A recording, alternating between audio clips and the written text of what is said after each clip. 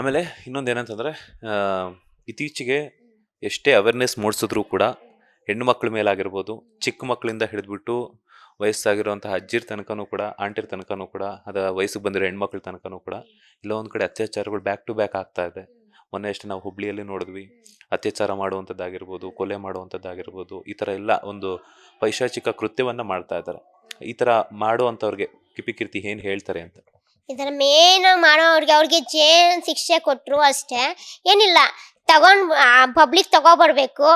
Public ಅಂದರೆ ಜನಗಳಿಗೆ ಮುಂದೆನೇ ಒಡ್ಸಾಯಿಸ್ಬೇಕು. ಯಾಕಂದರೆ ಅಂತ ಚಿಕ್ಕ ಮಕ್ಕಳಾಗಲಿ ದೊಡ್ಡವರಾಗಲಿ ಅದು ಮಾಡೋದು ತಪ್ಪಿದೆ.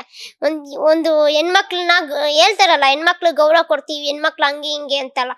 ಹೆಣ್ಮಕ್ಳು ನಿಜವಾಗ ಗೌರವ ಕೊಡ್ತೀವಿ, ಒಂದು ಹೆಣ್ಮಕ್ಳನ್ನ ತಾಯಿ ಥರ ನೋಡ್ತೀವಿ ಅಂದರೆ ಆ ಹೆಣ್ಮಕ್ಳನ್ನ ಆ ಥರ ಕೆಟ್ಟ ದೃಷ್ಟಿ ನೋಡೋದು ತಪ್ಪು. ಇವಾಗ ಎಲ್ಲರೂ ಹೇಳ್ತಾರೆ ಅರ್ಧ ಬಟ್ಟೆ ಹಾಕೊಂಡು ನಿಮ್ಮಿಂದ ಹಂಗೆ ನಿಮ್ಮಿಂದ ಹಿಂಗೆ. ಬಟ್ಟೆಯಲ್ಲಿ ಬರಲ್ಲ. ಇವಾಗ ಎಲ್ಲ ಫುಲ್ ಬಟ್ಟೆ ಹಾಕೊಂಡಿರೋರು ಅಮಾಯಕ ಸತ್ತೋದ್ರಲ್ಲ, ಚಿಕ್ಕ ಮಕ್ಕಳು ಸತ್ತೋಗ್ತಾರೆ. ಅದೇನು ಮತ್ತೆ ಫುಲ್ ಬಟ್ಟೆ ಹಾಕೊಂಡಿರೋರ್ಗೆ ಏನೇನೋ ಆಗ್ತಿದೆಯಲ್ಲ, ಅದನ್ನ ಬಟ್ಟೆಯಿಂದ ಅಲ್ಲ ಆಗೋದಲ್ಲಿ. ನಾವು ನೋಡೋ ದೃಷ್ಟಿಗಳು ಅದು ಹಂಗಿರುತ್ತೆ. ನಾವು ಒಬ್ಬರನ್ನ ನೋಡೋ ದೃಷ್ಟಿ ಕರೆಕ್ಟಾಗಿರಬೇಕು. ಅದು ಬಿಟ್ಬಿಟ್ಟು ನಾವು ಬಟ್ಟೆನ ಜಡ್ಜ್ ಮಾಡ್ಕೊಂಡು ಹೋದ್ರೆ ತಪ್ಪಾಗುತ್ತೆ. ಮೇನಾಗಿ ಹೇಳ್ತಾ ಇದ್ದೀನಿ ಅಂದರೆ ನೋಡೋ ದೃಷ್ಟಿ. ಇಂಥವ್ರನ್ನೆಲ್ಲ ಜೈಲ್ ಶಿಕ್ಷೆ ಅದು ಇದು ಕೊಡೋದಲ್ಲ. ಇಂಥವ್ರನ್ನ ಮಧ್ಯದಲ್ಲಿ ಕರ್ಕೊಬರ್ಬೇಕು, ಜನಗಳನ್ನ ಮುಂದೆ ಬಿಟ್ಬಿಡ್ಬೇಕು, ಓಡಿಸಾಯಿಸ್ಬೇಕು. ಆ ಥರ ಬರಬೇಕಿಲ್ಲ. ಆ ಥರ ಮಾಡೋರಿಗೆ ಡೈರೆಕ್ಟ್ ಶೂಟ್ ಔಟೇ ಇರಬೇಕು. ಯಾಕೆ ಅಂದರೆ ಆವಾಗ ಭಯ ಬರುತ್ತೆ. ಅದು ಬಿಟ್ಬಿಟ್ಟು ಸುಮ್ಮನೆ ಒಂದು 6 ವರ್ಷ ಏನೋ ಶಿಕ್ಷೆ ಕೊಡ್ತಾರೆ, ಮತ್ತೆ ವಾಪಸ್ ಬರ್ತಾರೆ, ಮತ್ತೆ ಅದೇ ಮಾಡ್ತಾರೆ. ಮತ್ತೆ ಸುಮ್ಮನೆ ಹೋಗಿ ನೇನ್ ಕಮ್ಮ ಹಾಕಿ ಸಹಿಸೋಬೋದು. ಜನಗಳ ಕೈ ಒಪ್ಸಿದ್ರೆ ಅವ್ರು ಇರೋದೇ ಇಲ್ಲ. Thank you so much Kipi Keerthi ಅವರೇ, and thank you so much Dachu ಅವರೇ.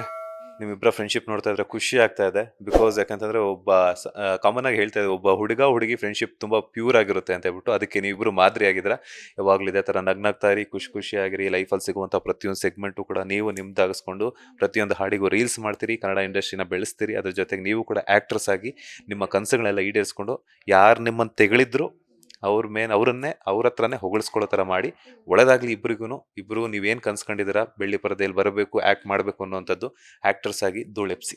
ಥ್ಯಾಂಕ್ ಯು ಅಣ್ಣ, ಥ್ಯಾಂಕ್ ಯು ಸೋ ಮಚ್. ನಿಮ್ಮ ಪ್ರೀತಿ ಸಹಕಾರ ನಮ್ಮ ಮೇಲೆ ಹೀಗೇ ಇರಲಿ. ಮತ್ತು ಇವಾಗ ಇಂಟರ್ವ್ಯೂ ಮಾಡಿದ್ರೆ ಆಮೇಲೆ ನಮ್ಮನ್ನ ಮರಿಬೇಡಿ, ಮತ್ತೆ ನಮ್ಮನ್ನ ಕರೆದು ಇಂಟರ್ವ್ಯೂ ಮಾಡಿ ಮತ್ತೆ ಬಂದು ಮಾತಾಡ್ತಿರ್ತೀವಿ. ಸೊ ನಾವು ನಿಮ್ಮವರು, ನೀವು ನಮ್ಮವರು. ಸೊ ಥ್ಯಾಂಕ್ ಯು ನಿಮ್ಮ ಸ್ಪೆಷಲ್ ಟೈಮ್ ನಮಗೆ ಕೊಟ್ಟಿದ್ದಕ್ಕೆ. ಥ್ಯಾಂಕ್ ಯು ಸೋ ಮಚ್ ಅಣ್ಣ, ಥ್ಯಾಂಕ್ ಯು. ಬಾಸ್ ಟಿವಿಯಿಂದ ಥ್ಯಾಂಕ್ ಯು ಸೋ ಮಚ್. ಇಷ್ಟೊತ್ತು ಬಂದು ನಮಗೂ ಟೈಮ್ ಸ್ಪೆಂಡ್ ಕೊಟ್ಟು ನಮ್ಮ ಬಗ್ಗೆ ಕೇಳಿ ಎಲ್ಲ ಮಾಡಿದ್ದೀರಾ. Thanks bro. ಎಕ್ಸಾಂಪಲ್ ನಿಮಗೆ ಥ್ಯಾಂಕ್ಸ್ ಹೇಳ್ತಾ ಇದ್ದೀನಿ. ನೋಡಿದ್ರಲ್ಲ, ಮೂರ್ತಿ ಚಿಕ್ಕದಾದರೂ ಕೀರ್ತಿ ದೊಡ್ಡದು ಅಂತ ಹೇಳ್ಬಿಟ್ಟು, ಲೈಫಲ್ಲಿ ಏನೇ ನಡೆದ್ರು ಕೂಡ, ಪಾಸಿಟಿವ್ ನಡೆದ್ರು ಕೂಡ, ನೆಗೆಟಿವ್ ನಡೆದ್ರು ಕೂಡ ಆಗೋದೆಲ್ಲ ಒಳ್ಳೆಯದಕ್ಕೆ ಅನ್ನುವಂತಹ ಮಾದರಿಯಲ್ಲಿ ಕಿಪಿಕೀರ್ತಿ ಅವರು ಒಂದು ಸ್ಫೂರ್ತಿಯನ್ನಾಗಿ ತಗೊಂಡು ತಮ್ಮ ಲೈಫ್ನ ಲೀಡ್ ಮಾಡ್ತಿದ್ದಾರೆ. ಸೊ ಗಣೇಶ್ ಸರ್ ಜೊತೆ ಆ್ಯಕ್ಟ್ ಮಾಡ್ತಿದ್ದಾರೆ.